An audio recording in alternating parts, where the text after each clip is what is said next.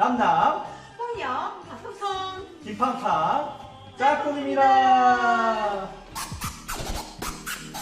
우리 부부가 꿈꾸는 평화 한반도 렛츠고! 예! 지금으로부터 20년 전 2000년 6월 15일 나는 평양북도 신미주 감옥에서 정상회담 소식을 들었는데 황양병리 주향천리 인향만리를 쫓아남한으로 와서 짝꿍을 만나 한나정을 이루고 요렇게 행복하게 산지 11년 반 반쪽짜리 반도야 해 물러거라 도로 남북도로 연결하고 우리 함께 손에 손을 잡고 한라에서 백두에서 땅끝까지 세계를 누벼보세나 평화 한반도 함께 만들어 갑시다.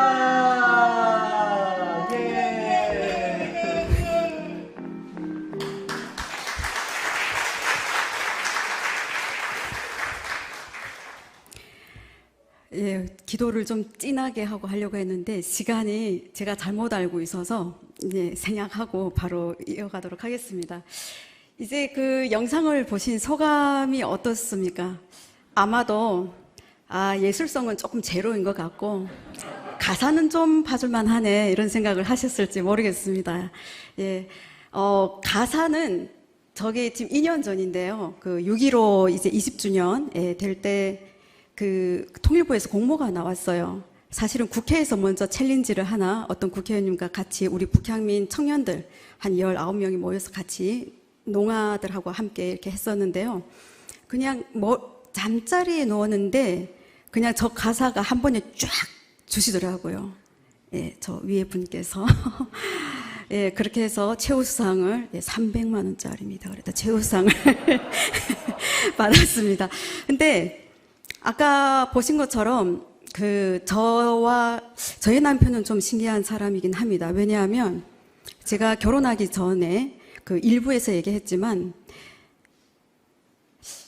북에서 온 여자를 만나서 결혼하게 해달라는 그 기도를 26살에 했어요. 나만이 그런 청년들이 몇 명이나 될까요? 좀 신기하긴 하지 않습니까? 그래서 천상 저희 배필이 맞구나 이런 생각을 하는데요. 저는 사실 북에 있을 때 14살 때 통일이 되면 남조선 남자한테 시집가겠다라는 고백을 했었습니다. 예, 이런 걸 보고 세상적으로 운명이라고 하죠. 예, 숙명적으로 저희 부부는 만나는데 일부에서 뭐 어차피 나이 깠죠. 6살 연상이지만 네, 그거 뭐 같이 살아보니까 물론 제가 저보다 연상하고 살아본 적은 없어서 잘은 모르겠지만 연상연하 뭐 그냥 남자하고 여자가 사는 것 같습니다. 근데 남과 북이 만났기 때문에 어떤 분들은 문화 차이를 좀 많이 느끼지 않습니까? 라는 질문을 꽤 종종 듣습니다.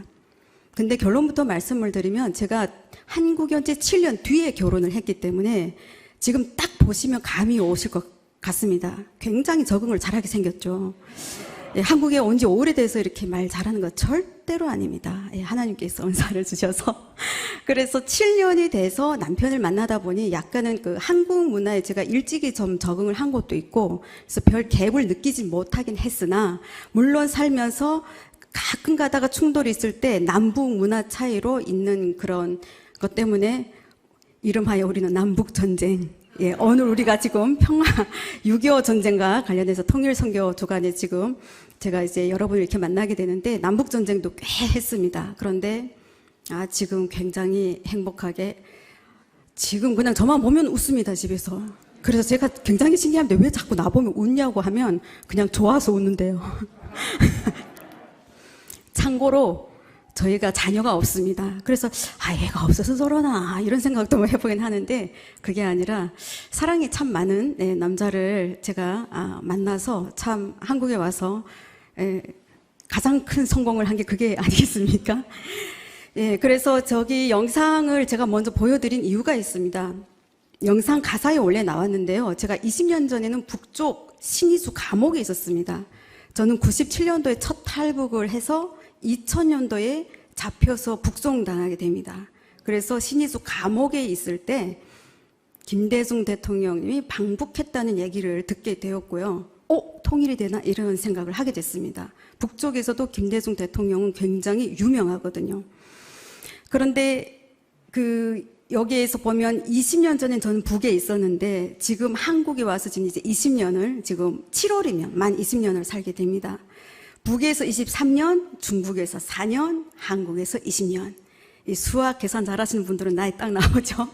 예, 그렇게 해서 살고 있는데 사실은 하나님의 은혜가 아니면 또 하나님의 섭리가 아니면 그분의 경륜이 아니면 어떻게 우리 아까 김옥심 집사님이 기도했지만 저희가 한국으로 올 수 있었겠습니까? 아직 분단 국가인데 어떻게 보면 조중적경 지역이라고 하는 군사분계선은 여전히 막혀 있지만 그것을 초월해서 국경을 해외를 통해 가지고 한국으로 우리를 불러내신 그 하나님의 이유, 뜻 이것이 있었기 때문에 저라는 사람은 북에 있었다면 굶어 죽을 수밖에 없었던 사람 중에 한 명이었는데 이렇게 한국에 와서 참 쓸모 있게 하나님께 쓰임 받는 것 같습니다. 그래서 이제부터 간략하게 시간이 물 흘러가듯이 아주 벌써 38분이네요. 제 마음 비우고 하겠습니다. 까짓 거 그래도 되겠습니까? 오늘 말씀과 함께 하나님 주신 은혜와 함께 그리고 하나님 주신 마음을 가지고 같이 좀 오늘 말씀을 좀 나눌 텐데요. 제가 이제 북에서 23년, 중국 4년, 한국에서 20년 산다 하는데 저는 저의 정체성을 얘기를 할 때 북에서는 어떻게 보면 저는 그 사상의 노예로 살았다라고 표현을 합니다. 그러다가 중국에서 한 3, 4년이지만 하나님을 알기 전까지 그 기간을 돈의 노예로 살았다. 그리고 지금은 주님의 제자로 산다라고 저희 아이덴티티에 대해서 정의를 합니다.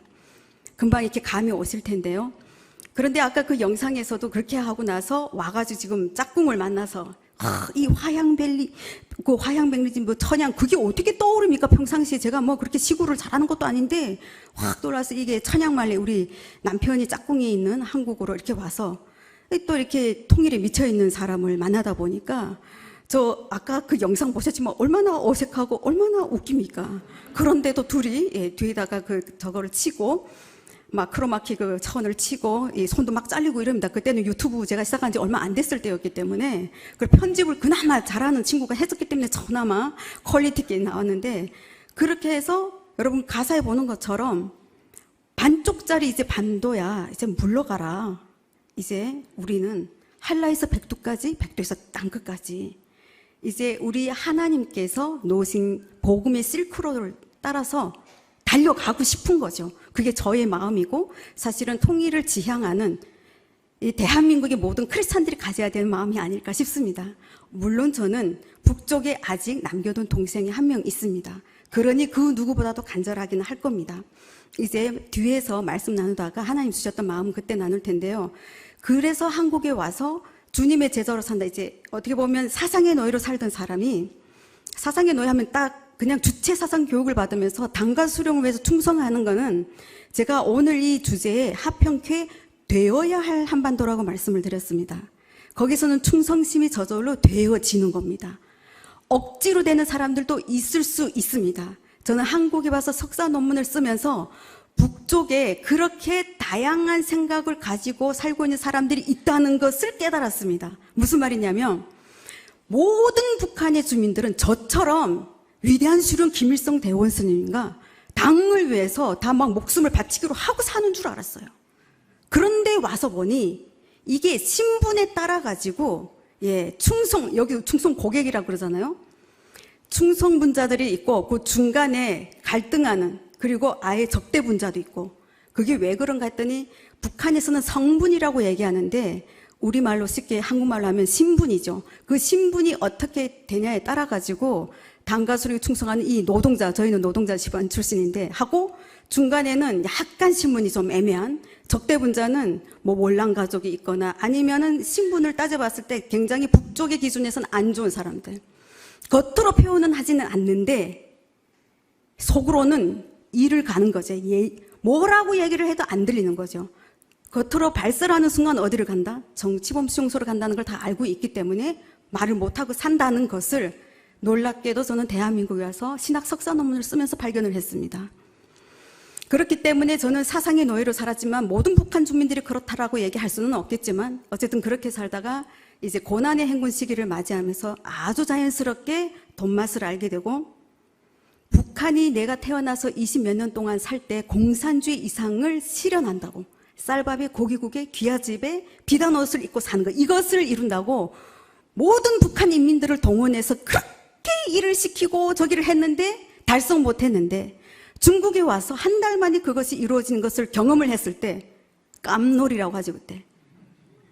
어느 순간 그것이 발견되어졌습니다. 놀랐습니다. 헉 이게 뭐지?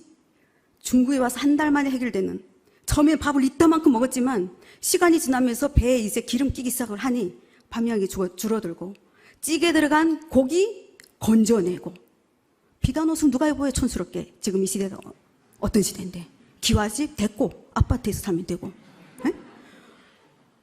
그때부터 저는 굉장히 이상한 생각을 중국에 있으면서 누구도 나는 누구인가라는 이 정체성에 대한 질문을 북에서는 못합니다.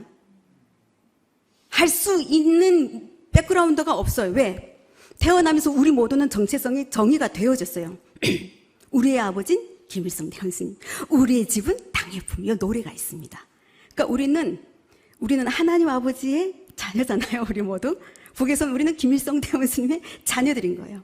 우리 모두 화목한, 오늘 화목이 나오는데 북한의 모든 주민들을 화목한 대가정으로 이렇게 해서 정의를 해놨기 때문에 나는 누군가 물어볼 필요가 없습니다. 김일성, 김정일 그 가문의 역사를 배우면서 얼마나 위대한지를 알기 때문에 이 김씨 가문의 비전을 위해서 살아야 되는 게 곧 우리의 비전이 되는 거죠. 그렇기 때문에 그런 질문을 한 적이 없어요. 그런데 중국에 와서 한 달이 지나서 그리고 계속 한 달, 두 달, 1년, 2년 살면서 얼마나 북에서 속아 살았는지를 깨닫게 됩니다. 그렇게 깨달을 즈음에 중요한 타이밍이 있었습니다. 오늘 예고되지 않은 나눔을 제가 지금 하고 있습니다. 중요한 것 같습니다. 저는 중국 대련세에서 살았습니다. 거기 바닷가에 어마무시한 별장이 있는데 원래 관심이 없었어요. 관심이 없죠. 뭐 들어가 봐야 뭐 구경도 해야 그것도 관심 가지죠. 근데 뭐 얘기로만 들었어요. 뭐 저 별장들 엄청 좋고 어쩌고 저쩌고. 그러다가 집 가격이 딱 나왔습니다. 가격이 얼마라고 하는데 그때도 중국 그 원화로 이게 천문학적인 숫자여서 그때 제가 그 얘기를 듣는데 무슨 생각을 하게 됐냐면요. 헉! 나는 죽을 때까지 아무리 돈을 많이 벌어도 저런 집에서 살 수가 없구나. 도대체 돈을 버는 것의 끝은 어디인가라는 질문을 그때 처음 하게 됩니다. 없다는 것을 보게 되면서 돈을 버는 것의 끝이 어디인가 그 시점에서 또 어떤 질문을 하게 되냐면요. 인생이 뭐지? 삶이 뭐지? 나는 왜 태어났지? 이런 질문을 중국에서 저는 처음 하게 되었습니다. 요 문제가 조금 점핑을 해야 될 것 같습니다. 태국 두 번째 탈북을 해서 저는 태국을 경유해서 왔는데 태국에서 3개월 동안 교회에서 살았습니다. 처음에는 교회니까 뻔히 아시겠죠? 내가 원하지 않아도 설교 들어야 되고 새벽기도 나가야 되는 이유가 신앙생활 잘하는 사람들은 들어온 순서대로 그때 한 7, 80명씩 계속 있었습니다. 그 교회에. 온 순서대로 이제 뽑아가지고 한국으로 보내는데 온 순서대로 신앙생활 잘하면 보내겠지만 신앙생활 잘 안 하고 농땡이 치고 하여튼 말 안 듣는 사람들은 딜레이 된대요. 왜냐면 제대로 안 하면 한국 가서 적응 못 한다는 거예요. 그래가지고 저는 그런 사람인지 몰랐어요. 그때 거기에 있던 우리 북향민들을 담당했던 목사님 지금도 여기 마포에서 목회를 하고 계시는데 제가 뭐 한창 여기서 사역을 막 뜨겁게 할 때 뭔가 이렇게 좀 좋은 얘기를 들을 수 있을 것 같아서 목사님 저 태국에 있을 때 어땠어요? 이랬는데 우리 목사님 너 기회주의자 같았어. 깜짝 놀랐어요. 이게 웬 말이야 기회주의자라니. 그러니까 이게 얘가 그냥 막 새벽 기도, 수요 예배, 주일, 오전, 오후, 저녁 예배 다 그러니까 잘 안 하던 애가 뭐 해서 그랬는지는 잘 모르겠는데 이상하다 했대요. 근데 물론 나중에 아닌 거는 아셨죠. 근데 처음에 그렇게 생각을 하셨답니다. 이해가 되더라고요. 그렇게 보일 수도 있었겠다. 실제로 저는 그렇게 시작한 거 맞아요. 덥다. 저는 태어나서 이렇게 북한의 그 사계절이 세계 지구촌에 다 똑같은 줄 알았어요. 태국에 4, 5, 6월을 있었는데 너무 더워가지고 샤워가 나가면 또 덥고 그래서 음식도 안 맞고 돌아버릴 것 같은 거예요. 너무 한국 가고 싶은 거예요. 그때 2002 월드컵 있을 때였습니다. 대한민국 저도 막 눈물 흘리면서 4강 올라갈 때 막 그리고 택시 타면 막 태국 기사 아저씨들이 you Korean? 코리안은 알아듣잖아요. 그때 뭐 영어를 잘 몰랐지만 그러면 I'm Korean 막 이러면서 괜히 한국 가보지도 않고 제가 한국 사람인 것처럼 막 으쓱해서 막 이렇게 하고 있었어요. 근데 빨리 한국 가고 싶어. 그래가지고 예배라는 예배 다 참석하다가 우리 우리를 맡았던 목사님께서 야 한국에 가면 하나원에서 타이핑 경연을 하는데 1등 먹으면 100만 원 상금 준다. 이제부터 신약 통독해 타이핑. 우와 열심히 했습니다. 결과 당연히 1등 했죠. 아무튼 이렇게 성경을 통독하고 우리 담임 목사님께서 그때는 이게 볼펜으로 그 설교문을 작성을 하셨는데 그거를 저한테 또 타이핑해라요. 이래저래 은혜를 받을 만한 어떤 이 바운더리 안에 제가 있게 되다가 새벽기도 중에 주님을 만나게 됩니다. 그래서 주님을 만나고 이제 또 좀 점핑해 가보겠습니다. 그렇게 하고 대한민국에 와서 돈의 노예로 살던 이 얘가 이제 어떻게 돈은 벌어야 사니까. 근데 이 타이밍에 제가 아까 궁금해했다고 했잖아요. 돈을 버는 것이 끝이 어디인가? 인생이 뭔가? 이 해답을 당연히 주님을 만나면서 찾았죠. 아, 이거였구나. 인생은 어디로부터 와서 무엇을 하다가 어디로 간다는 이 해답이 확 나와버리니까 평소에 새벽 기도할 때 막 집사님들이 방언을 하고 기도할 때는 막 시끄러워 죽는 줄 알았어요. 못 알아듣는 말을 막 하니까 그냥 이렇게 한국말로 해도 되겠구만은 막 방언을 하니까 굳이 저렇게 해야 되나 하면서 막 이렇게 하고 또 눈물 흘리고 기도하시는 분들 보면 유별나 제가 주님을 만나는 순간 콧물 눈물이 그냥 막 쏟아진데 무슨 주체할 수 없고 그럼 누가 보고 말고 하긴 누구 보고 말고가 없어요. 새벽 기도 중에 제가 자고 있었거든요. 다 들어가셨어요. 혼자 남았는데 자다가 딱 일어났는데 우리 주님께서 저를 방문해 주셨습니다. 그렇게 하고 재탈북할 때 제가 기차에서 잡혀야만 했었고 실제입니다. 잡혀야만 했었고 보이부 구루장에 갔어야만 했었고 그 직결소라고 북에서는 얘기하는데 저기 어디죠? 여기로 말하면 교도소에 갔어야만 하는 이 완벽한 하나님의 시나리오. 왜냐하면 저는 거기서 보이부 구루장에 있는 사람을 통해서 압록강을 건너게 되거든요. 원래 약속한 사람이 있었는데 이 사람이 안 된다고 뒤로 누웠는데 그럴 줄을 저는 몰랐죠. 근데 기차에서 나를 딱 알아본 그 조장이 제가 중국에 가려고 한다는 그 낌새를 차리고 저를 꼬셔가지고 막 이렇게 하고 저를 홀라당 넘겨버린 거예요. 그래서 나 이제 끝났다 이렇게 생각을 했는데 그게 아니었고 완벽한 하나님의 시나리오였고 그 사람 때문에 강을 건넜기 때문에 그 전에 하나님을 믿으려 해도 잘 안 믿어지더만은 믿지 말라고 해도 이거 믿어지는 걸 어떡합니까? 그래서 그때 하나님은 살아계시고 하나님은 나의 아빠가 되시고 예수님은 나의 구세주가 되신다. 그리고 그때 제일 제가 감격스러웠던 건 뭐냐면 제 이름이 박예영이지 않습니까? 눈치 빠르신 분들은 아실 거예요. 아, 저거 북에서 쓰던 본명 같지 않아? 아이고, 꼭 사람들 만나면 물어봐요. 그럼 맞다고 그래요. 그런데 많은 분들이 예수님이 영광입니까? 그것도 좋습니다. 그런데 그때 제가 예수님 만날 때 제일 좋았던 건 북에 있었을 때면 굶어 죽었을 사람이잖아요, 저. 육체적으로. 그런데 저에게 영원한 생명을 주셨어요. 그래서 예수님께서 주신 영원한 생명에 이렇게 앞글자에서 영으로 해서 한자로도 밝을 빛출 영입니다. 밝게 비추는 너희는 세상의 소금이요 빛이라. 그래서 그 정체성으로 박예영으로 이름까지 한국에 와서 개명을 하게 됩니다. 이제 앞에 간증은 요 정도 백그라운드를 얘기를 해야 이제 뒤에서 얘기하는 거 이해하실 수 있을 것 같아서 여기까지 말씀을 드렸는데요. 자, 이후 20년 동안 하나님께서 저를 이렇게 쓰실 줄은 몰랐습니다. 신학교 죽어도 안 간다고 했는데 감리교 신학대학교를 들어가게 되고 그때 잠언 20장에 있는 말씀인데 22장에 있는 말씀인데 어떤 말씀이냐면 사람의 걸음은 여호와로 말미암나니 사람이 어찌 자기의 길을 알 수 있으랴. 이 말씀을 오살리 기도원 묘지대에 가서 기도를 할 때 훅 주셨어요. 그때는 누가 신학교 가라고 추천을 할 때인데 나 안 간다고 했어요. 나 법대 간다고 까불거리고 있었어요. 북에서 공부 좀 했거든요. 그래서 그 실력을 믿고 고려대하고 연대만 넣어놨는데 홀라당 떨어졌습니다. 주변의 분들이 5개는 넣어놔야 안전하다는데 아니요, 저 학교 갈 수 있어요. 이러다가 2개 넣어놓고 떨어졌잖아요. 딱 생긴 거 봐도 자존감 높게 생겼잖아요. 저 엄청 충만해요. 자존감 충만한데 떨어지니까 이게 자존심이 확 구겨지잖아요. 그래가지고 어디도 말도 못하고 있는데 우리 목사님께 전화 와서 예영 어떻게 됐어? 가만히 있으니까 너 떨어졌구나. 그러지 말고 너 감시 나가. 감시 뭐 하는데요? 총신장신밖에 몰랐어요. 그때는 한국 온 지 얼마 안 됐으니까. 거기는 여자들이 그래도 목사 안수를 받을 수 있고 나 목사 안수가 귀에 안 들어왔어요. 꼭 내신 딸기다. 그래 거기도 대학이니까 가볼까? 근데 마음이 허락되지 않는 거예요. 그러다가 어설리 기도원에 가게 되는데 거기에서 그 말씀을 받고 또 하나 깨닫게 됩니다. 내 인생은 내 인생이 아니구나. 하나님의 것이구나. 그분이 인도하신 대로 가야 되는구나. 2손 2발 딱 들고 신학교에 시험 보고 면접 보고 이렇게 돼서 감리교 신학대학교를 들어가게 되었습니다. 그렇게 한 이후에 요 하나만 더 언급을 하고 중요한 터닝 포인트가 있었기 때문에 1학기를 하고 나서 주님께서 저를 또 어디로 부르시냐면 예수전도단이라는 선교단체 제주도에 열방대학이라는 곳이 있습니다.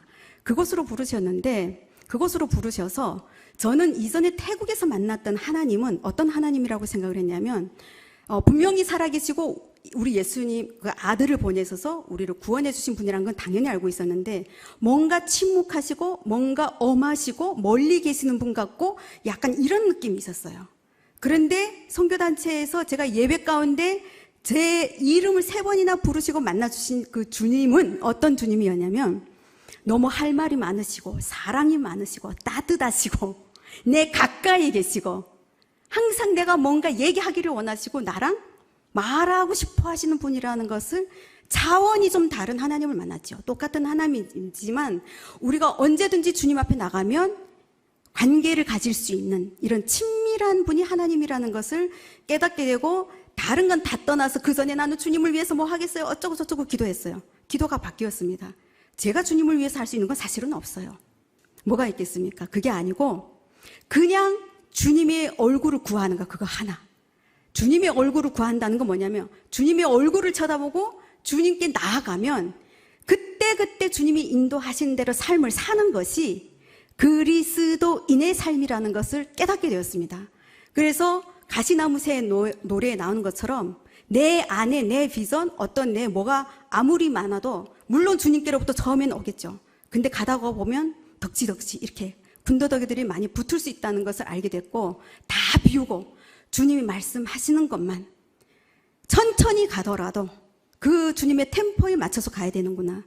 그렇게 해서 2005년부터 저는 졸지에 DTS라는 훈련 마치고 중보기도 학교에 들어가게 됩니다. 그리고 중보기도 학교에서부터 주님께서 하나하나 작업하기 시작을 하셔서 저를 뭐를 만들었냐면 중보기도 사역자로 부르셨습니다. 그래서 제가 첫 기도 사역을 하게 된 것은 태백산에서 40일 동안 24시간 한반도의 회복, 부흥의 시작이라는 기도회를 중보기도 학교의 멤버들과 함께 시작을 해가지고 시작을 하게 되었는데 그때 30페이지 분량의 기도 프로젝트를 중보기도 학교 3개월 있는 동안에 하나님께서 풀어주셨어요. 이 한반도의 아까 8대 영역, 정치, 경제, 문화, 교육, 가정, 그리고 매스미디어 이런 것들을 어떻게 회복해야 되는지. 그래서 그 기도를 시작함으로 말미암아 저는 한국에 온 지 3년밖에 안 됐을 때였는데 한국 사회를 중보기도를 하면서 이해해 가기 시작한 사람이었고요. 하나님의 마음, 그러니까 한반도를 정말 통일시키고 싶어 하시는 아버지의 간절한 마음이 어디에 있는지, 그런데 대한민국의 이 영역들이 어디가 무너져 있는지, 북한은 말할 것도 없고 이런 것들을 무너진 성벽을 세우기 위해서 크리스찬들이 어떤 기도를 해야 되고 어떤 삶을 살아야 하는지 이 기도 사역을 10년 동안 하게 하셨습니다. 그래서 저는 오테레사 선교사라는 이름으로 10년 동안 기도 사역을 하게 되었는데요. 그 기도를 할 때 이제는 너무 많이 보이니까 주님 언제까지 기도만 하게 하시겠습니까? 저를 필드로 보내주십시오. 현장으로 성벽을 건축할 수 있도록 느헤미야처럼 보내주십시오라는 기도를 했고 2016년에 통일 코리아 협동조합이라는 곳에 말도 안 되는 이사장의 자리로 불러내셨습니다. 그래서 지난달 5월까지 이사장 최다 연임을 해서 6년 동안 감당하면서 경영 경험이 없는, 사회 경험이, 대한민국 사회 경험이 없는 제가 6년 동안 비즈니스를 한답시고 하면서 아주 많은 시행착오 많이 배웠고 메인 사역으로는 우리 북에서 온 우리 사업가들이 있지 않습니까? 그 사업가들이 사업을 자립할 수 있도록 그들이 만드는 제품을 홍보하고 판로를 만들어줄 수 있는 것들, 이런 것들 하기 위해서 뛰어다녔습니다. 자, 여기까지 말씀을 드리고 오늘 말씀, 중요한 말씀인데요. 화평케 되어야 될 한반도. 애초에 준비했던 것보다 계속해서 요약해서 말씀을 드릴 테니까 지금 괜찮죠? 오늘 말씀을 제가 여기서 조선 성경으로 읽으면서 조금 나누겠습니다. 원래 18절에서 21절까지 말씀을 지금 우리가 나눴는데 제가 일단 16절, 17절 말씀을 좀 읽어드리고 이 16절, 17절에 대한 말씀의 중요성에 대해서 좀 나누도록 하겠습니다. 그러므로 우리는 이제부터 아무도 세속적인 표준으로 판단하지는 않을 것입니다. 전에는 우리가 세속적인 표준으로 그리스도를 이해하였지만 이제는 그렇게 하지 않습니다. 누구든지 그리스도를 믿으면 새 사람이 됩니다. 낡은 것은 사라지고 새 것이 나타났습니다. 제가 말씀드린 조선성경 버전이라는 것은 북쪽에 조선 그리스도교 연맹이 있습니다. 거기에 나온 그 성경을 그대로 카피해가지고 이렇게 사역하셨던 그 선교사님을 알게 돼서 제가 한때 그 일에 관여를 했던 적이 있는데 이 조선성경으로 읽으면 좀 이렇게 좀 명쾌한 어떤 해석들이 또 있는 것도 있어서 오늘 이렇게 좀 나눕니다. 자, 이 말씀을 가지고 제가 첫 번째 좀 중요한 질문을 우리 성도님들께 드리고 싶습니다. 여러분, 그리스도인 맞습니까? 좀 황당하시죠? 이렇게 질문하니까. 이것은 저한테 하는 질문이기도 합니다. 근데 굉장히 중요한 질문입니다. 우리가 그리스도인이 맞느냐? 진짜 리얼 크리스찬이 맞냐는 거죠. 왜냐하면 오늘 이 말씀을 보면 우리는 이제부터 지금 사도 바울, 이 고린도 후서 배경을 아실 겁니다. 사도 바울이 세웠던 교회인데 그때 당시 이 사도 바울이 떠나고 나서 고린도 교회 성도들이 타락하기 시작을 합니다. 굉장히 말도 안 되는 일들로. 그래서 어떻게 보면 이 고린도 후서 편지는 눈물의 편지라고도 얘기를 합니다. 사도 바울이 그렇게 편지를 써가지고 이렇게 보내는데 강조하는 게 뭐냐면 이제부터 우리는 세속적인, 이게 우리 한국 성경으로 뭐라고 나오냐면 어떤 사람도 육신을 따라 알지 아니하노라. 비록 우리가 그리스도도 육신을 따라 알았으나 이제부터는 그같이. 여기서 이제부터라고 얘기하는 것은 예수님께서 모든 사람들을 위하여 죽으시고 부활하셨잖아요. 그걸 깨달은 그 순간부터, 이제부터 우리는 세속적인, 세상적인, 네가 예수를 알기 그 전에 그 기준으로 판단하지 않겠다는 거죠. 완전히 새 사람이 됐다는 겁니다. 완전히 새 사람이 된다는 것은 이전의 사람과 완전히 구별이 되는 거잖아요. 완전 구별이 되는데 이제부터는 그렇지 않다라는 거. 그리고 세상적인 표준으로 우리가 이해를 했지만 이제부터 그렇게 안 하겠다는 거예요. 사도 바울은 굉장히 이 복음의 진수에 대해서 고린도 교회 지금 교인들에게 계속 강조해서 이 얘기를 하고 있습니다. 그러면서 갈라디아서 2장 20절의 말씀을 아실 겁니다. 내가 그리스도와 함께 죽었고 이제 함께 부활한 그 얘기를 강조하고 있는 건데요. 근데 누구든지 그리스도를 믿으면 이제부터 새 사람이 된다고 얘기를 했습니다. 그런데 이 고린도 교회, 안 믿는 사람들이 아니라 고린도 교회에 나오는 사람들이니까 다 믿는 사람들한테 얘기하는 거잖아요. 세상 사람들한테 얘기하는 게 아니에요. 너희가 예수 그리스도를 너희 구주로 영접을 했으면 이제부터는 그리스도인답게 살아야 되고 너는 완전한 새 사람이 되었어 라는 것을 지금 바울은 강조해서 얘기하는 거죠. 이렇게 하고 났는데 여러분, 제가 최근에 저희 잘 아는 장로님을 뵀는데 재미있는 얘기를 하셨어요. 어디라고 얘기할 수는 없는데 이분은 어쨌든 극동방송에서 일하셨던 분인데 제가 처음 뵀을 때는 머리가 까맸거든요. 근데 지금 두 번, 세 번 본데 볼 때마다 제가 적응을 못하는 게 머리가 계속 하얗게 된 채로 나오세요. 그래서 이번에 뵀을 때도 깜짝이야 하고 아니 염색을 안 하세요 하고 여쭤봤어요. 근데 지금 은퇴를 앞두고 계시는데 재미있는 얘기 해주셨어요. 그분은 좀 약간 중요한 직책에 계속 계셨는데 어르신을 모셔야 될 때 당신이 머리가 하얘니까 옆에서 계속 얘기를 하더랍니다. 염색을 해야 된다고. 왜냐하면 어른을 모시고 다니니까. 그래서 조금 귀찮기도 한데 그냥 염색을 했는데 세상에 진짜 자기가 젊어진 것 같고 뭔가 힘이 더 나는 것 같고 이게 옷을 입는 것도 이상하게 다르게 신경을 쓰게 되더라는 거예요. 근데 이제는 은퇴를 앞두고 있으니까 뭐 이제 그렇게 어르신 모실 일도 없고 하니까 염색을 안 했더니 왠지 진짜 더 늙은 것 같고 힘이 빠지는 것 같고. 여러분 감이 오시죠? 우리가 어딘가 나갈 때 꾸밀 때 정말 최대한을 꾸미면 괜히 기분도 좋고 막 그렇잖아요. 하물며 우리는 예수 그리스도의 어떤 사건이죠? 구속의 십자가, 당신의 몸을 내어줘가지고 우리의 죄를 도말하시고 우리를 대속해 주신 그것으로 말미암아 새 사람이 된 거거든요. 얼마나 이게 중요한 일인지에 대해서 지금 사도 바울이 강조를 하는 거죠. 자, 그래서 결국은 이 완전한 새 사람이 된 것에 대해서 지금 강조를 하고 있는데요. 이제 두 번째로 좀 같이 보고 싶은 것은 18절에서 이제 19절 말씀을 보고 이 말씀의 주제에 대해서는 이렇게 나누고 싶습니다. 손을 먼저 내미신 하나님, 그리고 부탁하시는 하나님이라고 정리를 하고 싶은데 이렇게 말씀이 나와 있습니다. 이것은 모두 다 하나님께로부터 왔습니다. 하나님께서는 그리스도를 내세워 우리를 당신과 화해하게 해주셨고 또 사람들을 당신과 화해시키는 임무를 우리에게 주셨습니다. 곧 하나님께서는 인간의 죄를 묻지 않으시고 그리스도를 내세워 인간과 화해하셨습니다.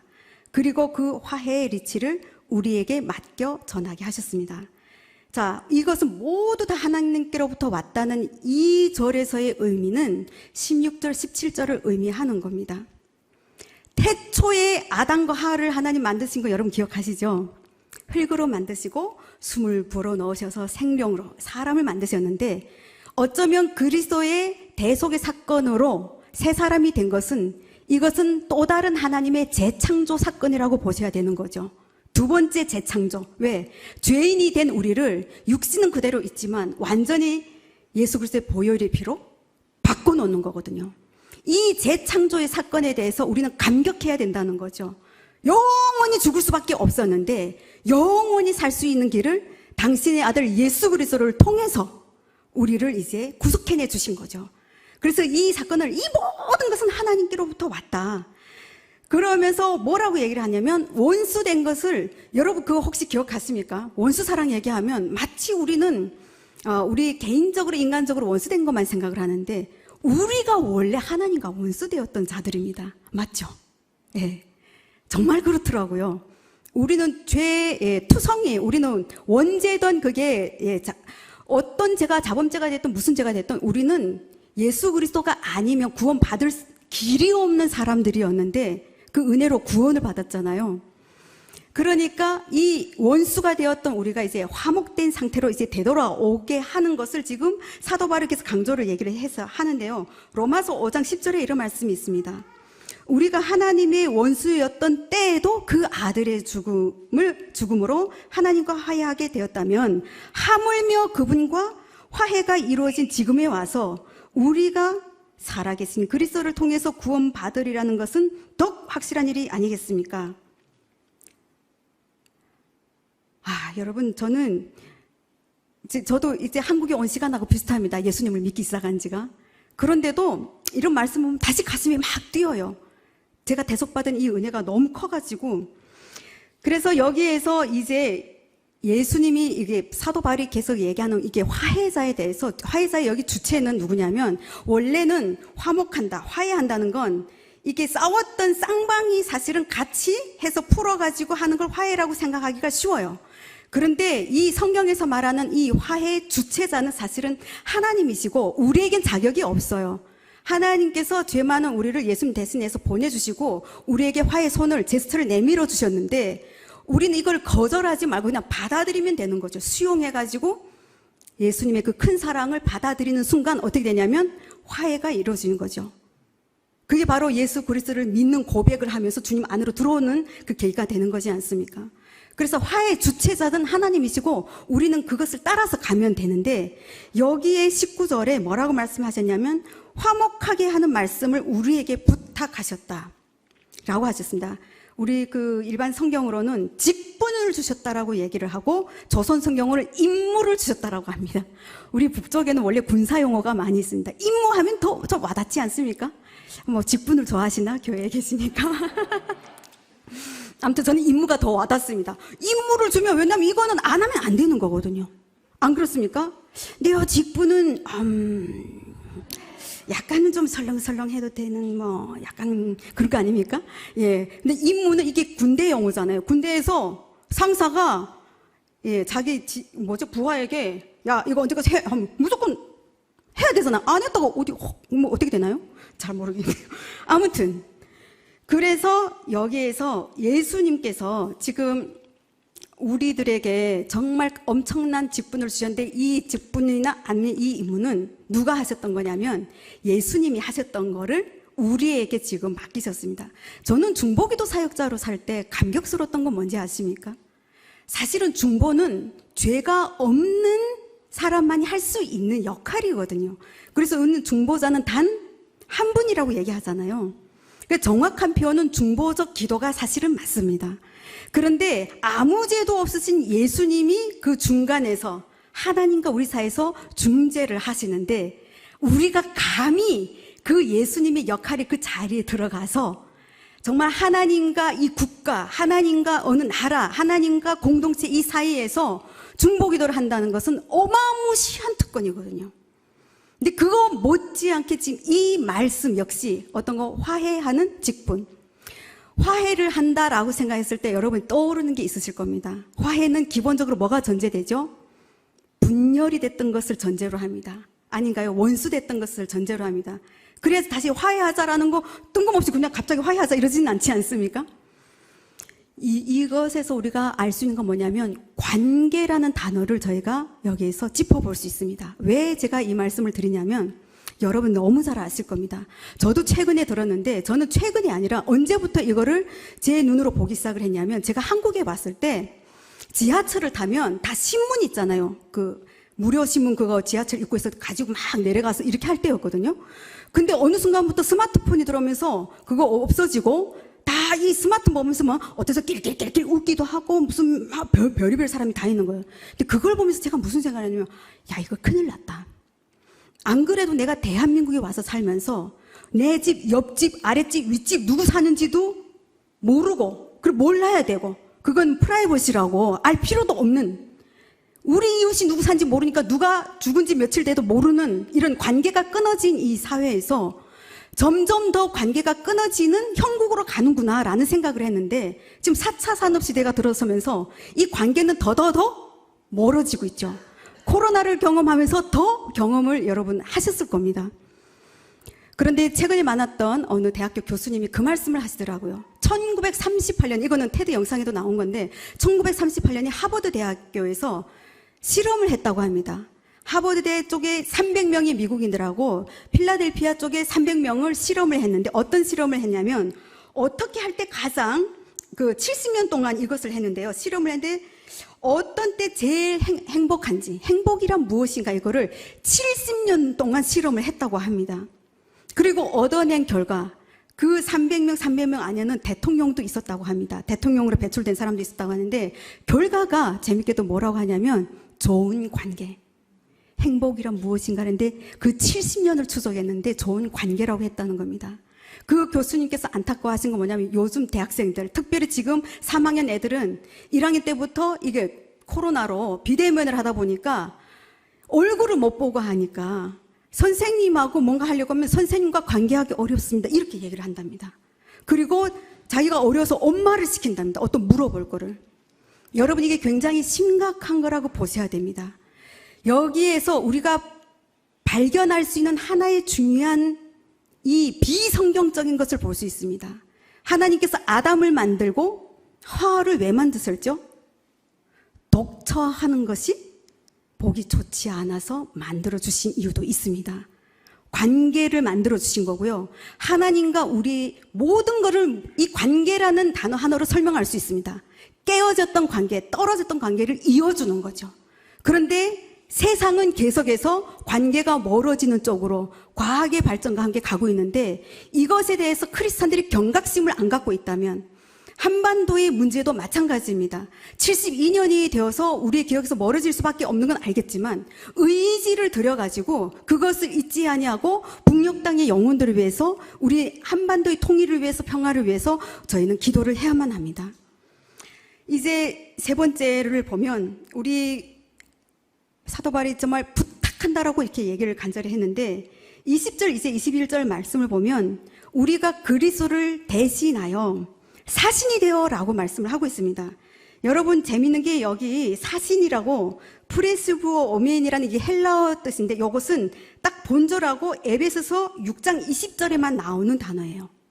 근데 이 단어의 뜻은 뭐냐면 황제의 대사를 의미합니다.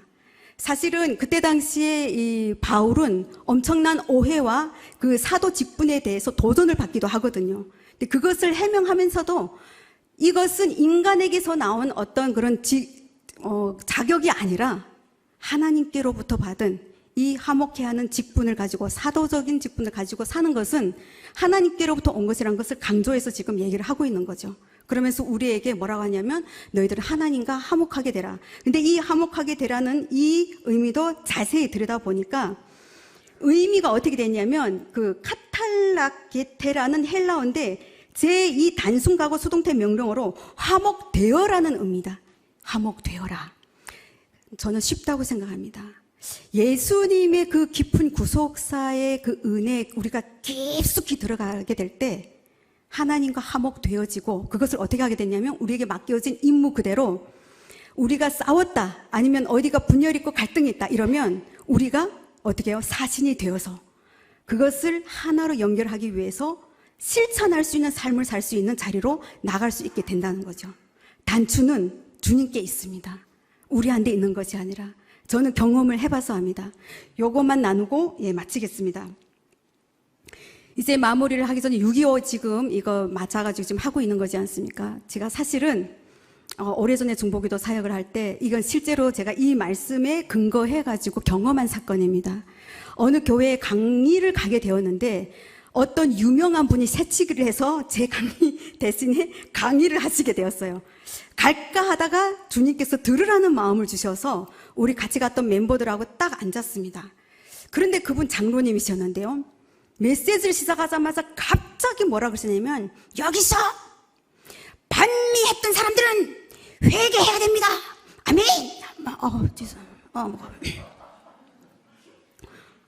다 알아는 들으셨죠? 제가 지금 조금 피곤해서 목이 좀 안 좋아서 그런데 근데 저는 그 말을 확 듣는 순간 깜짝 놀랐어요. 아니 뭐지? 왜 깜짝 놀랐냐면요.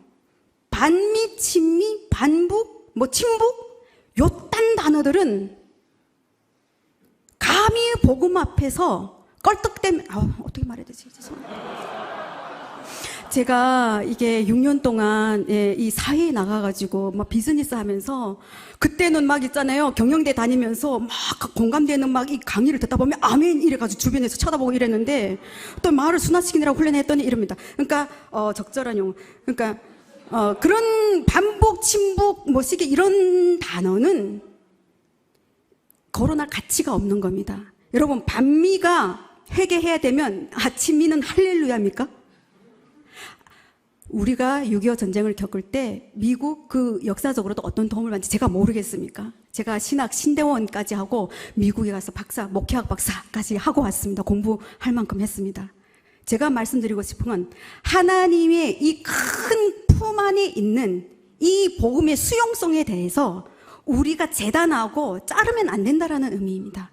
제가 어쩔 뻔했냐면요. 벌떡 일어나가지고 장로님 지금 무슨 말씀 하시는 겁니까? 하고 소리 지를 뻔했어요. 아니 엉덩이가 자꾸 들썩들썩 거리는데 성령님께서 스탑 하라는 거예요. 하지 말래요. 가만히 있으래요. 여러분 북쪽에서 오신 분들이 약간 이 한성격 한다는 거 들어보신 적 있으죠?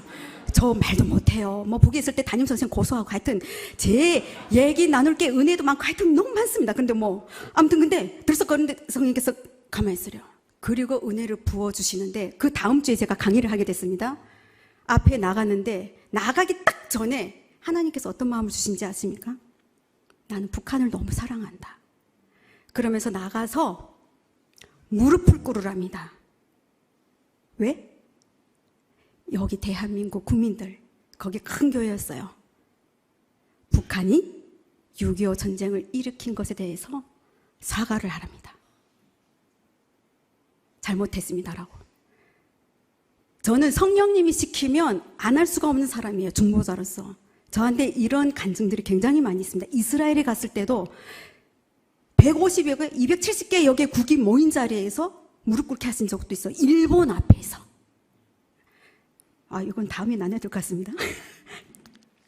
그런데 저는 마음이 언짢았지만 시키셨기 때문에 무릎을 꿇는데, 다른 때 같으면 뭐 북한이 이렇게 해서 죄송합니다 이랬어야 되는데, 이게 동일시가 되니까 저절로 어떤 고백과 눈물이 쏟아지냐면요,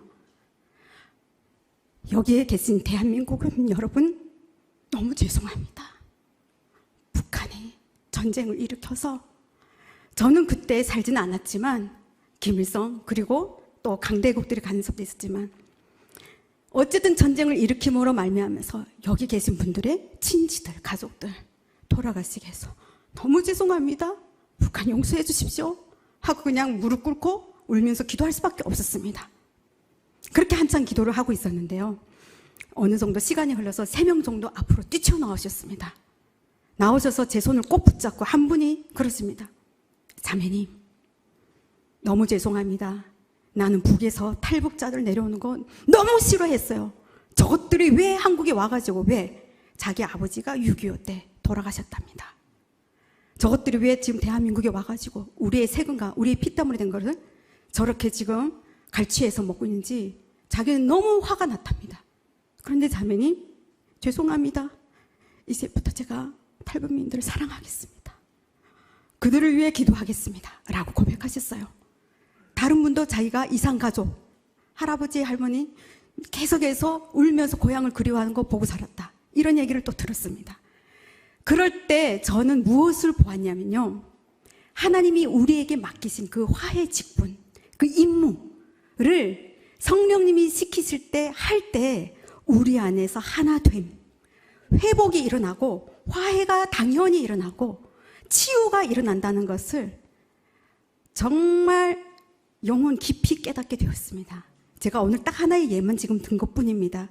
그래서 중보기도 사역을 하는 가운데 가장 큰 수혜자가 사실은 저입니다. 왜?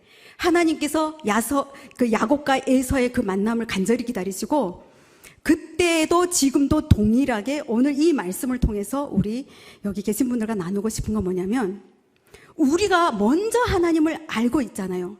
복음이 북쪽에 먼저 들어왔지만 지금은 종교의 자유가 없기 때문에 못 믿잖아요.